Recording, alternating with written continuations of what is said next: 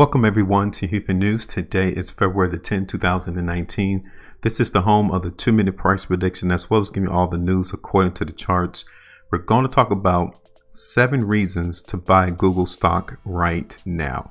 Okay, there was an article posted on the US News on the 6th of February 2019.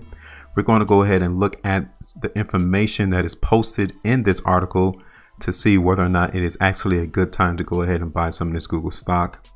And we're going to do that by looking at the price chart. Okay, we as an organization continues to maintain that the price chart is the news. The price chart tells us the truth on a daily basis. Even when things change in the market, it will be posted first on the price charts. Okay, not the news media, not the videos that we may see on multiple platforms, not even in articles or magazines. The first place that you will find any information regarding stocks, cryptocurrencies, with any other financial instrument will always be on the price chart. So we're going to go ahead and talk about that today. But before I get started, I want to make sure that you all go ahead and subscribe to this channel. If this is your first time and you do like this video, make sure that you all go ahead and share and like this video content as well. Want to make sure that you always be abreast of some of the changes that we may see in the market for these stocks and cryptocurrencies or whatever commodities that we may see on the spectrum. Okay, so let's go ahead and get started in our video for today, talking about Google. As I mentioned earlier, this article was uploaded on the 6th of February 2019, written by Wayne Duggan. He's a contributor to the US News. And he starts off the article with long-term investors should buy the dip in Google stock. You can buy Google stock at a discount. Now, the question I wanted to tell you all is that one of the hardest things for you all to realize is that the market, the fundamentals of every company does not negate or show you that the stock is a buy. Okay. Always remember that a stock is only worth what somebody is willing to pay for it. That's it.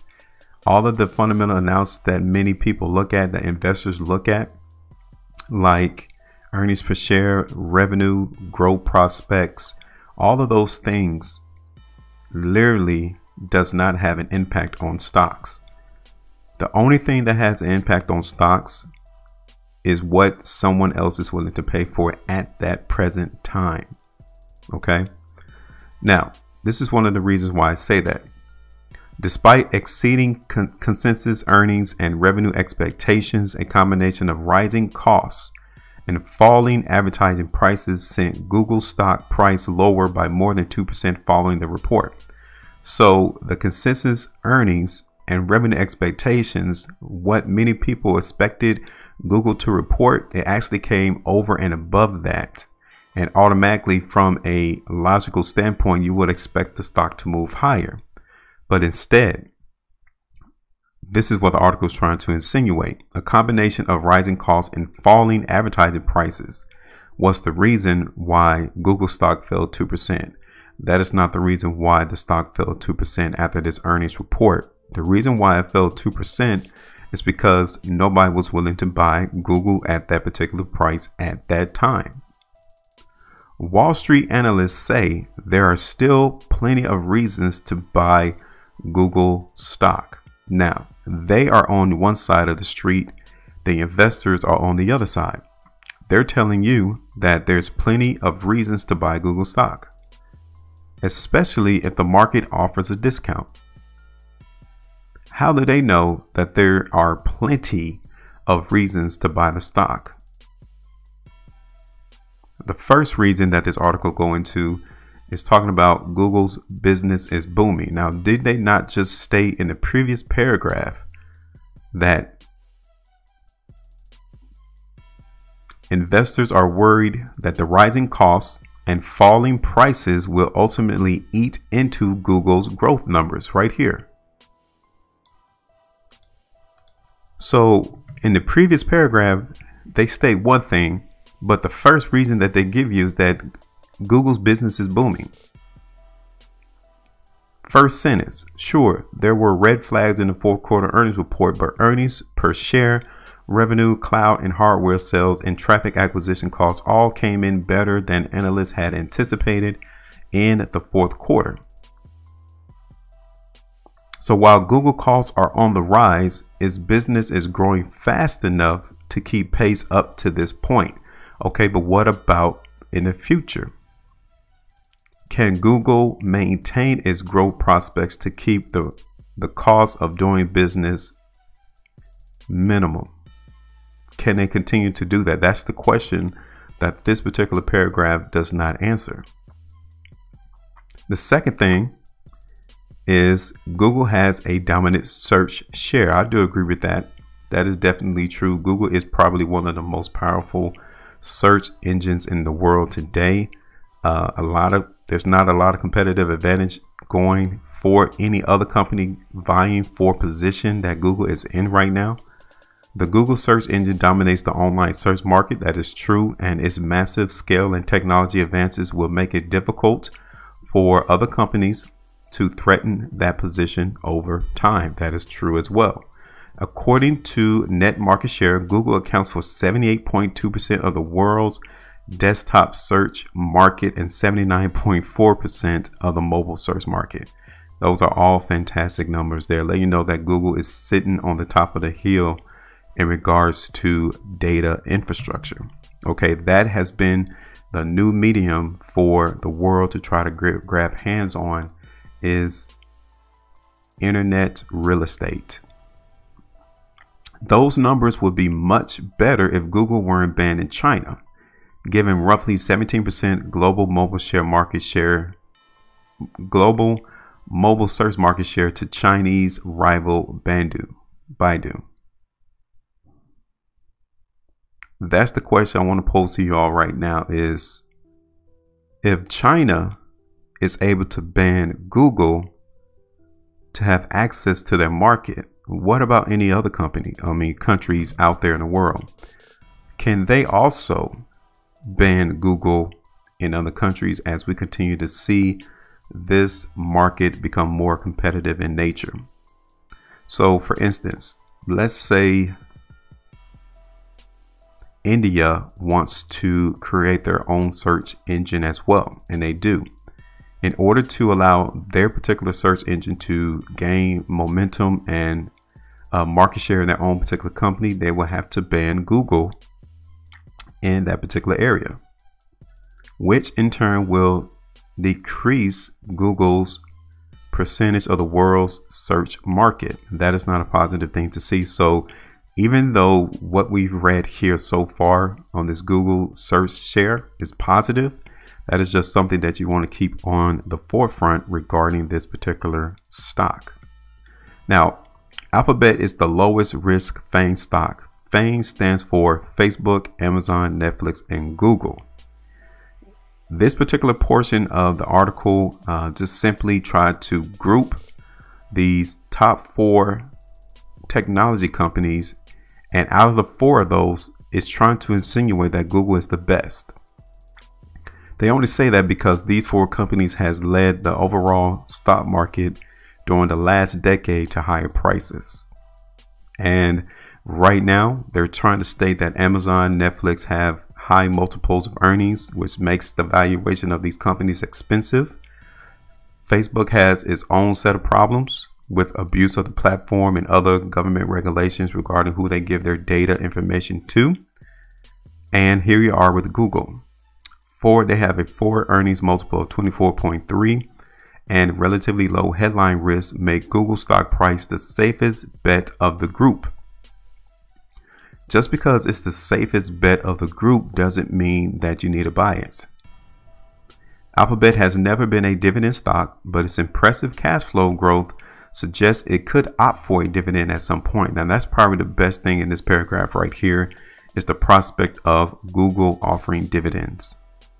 Now, if they do that, that will be a perfect opportunity to come in and buy this particular stock, but not because it has the lowest risk out of the other 3 FANG stocks. Google Cloud has an impressive growth trajectory. Investors were disappointed that Alphabet didn't explicitly disclose its Google Cloud revenue run rate in the fourth quarter. Why? Because it wasn't important. Now, investors wanted them to do it, but Google saw that it wasn't important information to distinguish between what they've done in the fourth quarter 2018. But the management did say that the cloud business is one of the fastest growing businesses across Google. Other revenue segment growth, which includes the Google Cloud, was 31%, and the company said it doubled its cloud deals in 2018. So this is a growing prospect for Google. It's very positive to see that. According to RightScale, Google is a distant third in enterprise cloud adoption. Keyword distant. Okay, so they're in the race, but they're not falling. They're far behind Microsoft and Amazon regarding the cloud business. So don't get it twisted, even though they're in third place. However, Gartner projects the global public cloud market will grow by 17.3% to $206.2 billion in 2019, creating plenty of opportunity for all the leading companies. Now, this article is strictly about Google. So why are we trying to state that Google is going to have the opportunity to create more growth prospects in the cloud business? Because granted, yes, they are included in this all, but Microsoft, Amazon might grab the majority of the share of this potential, and Google might just get a small increase. So keep that in mind. YouTube is a top tier platform. That is true. Among the coveted advertising demographic of 18 to 24-year-old Americans, an estimated 96% of internet users use YouTube. Morgan Stanley estimates YouTube search was up 40% last quarter. Analyst Brian Nowak says YouTube will continue to expand its ad offerings and monetize a higher percentage of impressions over time. Now, when that occurs, and many of the content makers in YouTube see that a lot of their advertising revenue is decreasing, then understand that another platform will be created that will grant these content creators the ability to make more money than what YouTube is giving them at this particular time. Next one will be Waymo is coming. Google subsidiary Waymo is its autonomous vehicle business, and it could be worth much more than investors realize. Nowak says Waymo could ultimately reach a $175 billion market cap, more than the current market cap of Ford, General Motors, and Tesla combined. In mid-2018, Waymo announced it has logged 10 million driverless test miles on public roads. Uber, the closest competition, has driven only 3 million public test miles. So again, this is a positive to see this at Google, that they're branching out into other markets to where they can have increased market share, which is a positive for the company overall. That is a positive thing to see. I have anything else to say about that. Now, Google has positive catalysts ahead. There are plenty of reasons for long-term investors to be optimistic about Google prospects. Okay, however, Bank of America analyst Justin Post said there are also several near-term Google stock catalysts coming in the first half of 2019, which we are in now.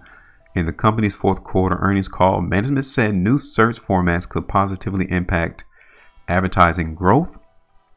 Bank of America checks suggest YouTube is gaining momentum and could have an even larger impact in coming quarters.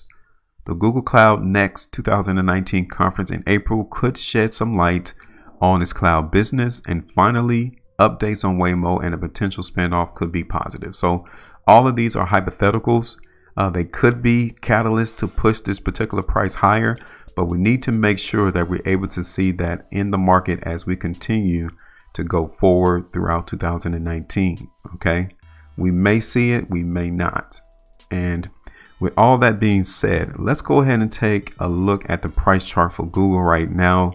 You all can see here. Let's go ahead and move it to a monthly price chart to see exactly what is going on in the market for Google. So as you can tell, as I zoom out, Google is continuing to show us its ability to continue to move to the upside. We do have a support and resistance area in the market, and it is diverging away from one another, which means that the market is becoming oversold on a longer time frame. Currently, we are still into the middle of this trading channel to the upside, right there around $1,100. Support area for Google is at 1,000. Resistance currently is around $1,188, $1,200 per share. Taking a look at Google on the weekly chart, tells us that even on the report of earnings this previous week, the market tried to break above that 1120 and it was not successful. With a high volume, it kind of tells us that Google has more opportunity to move to the downside, at least in the near term. Okay, I'm not stating that Google is a buy right now, as this article is trying to insinuate. 7 reasons to buy Google stock now. Definitely, I will not state that. The price chart is not telling us that you should come in and buy Google at this particular time. I still expect we got some sideways consolidation to contend with in Google, and there are multiple support areas in this particular stock that you need to pay attention to. The first one is quite light, right at there, that $1,080. That is a support area. 1040 is a support area. Then ultimately, Google stock cannot break below $1,000 per share in order for us to maintain this consolidational trend that we are going through right now.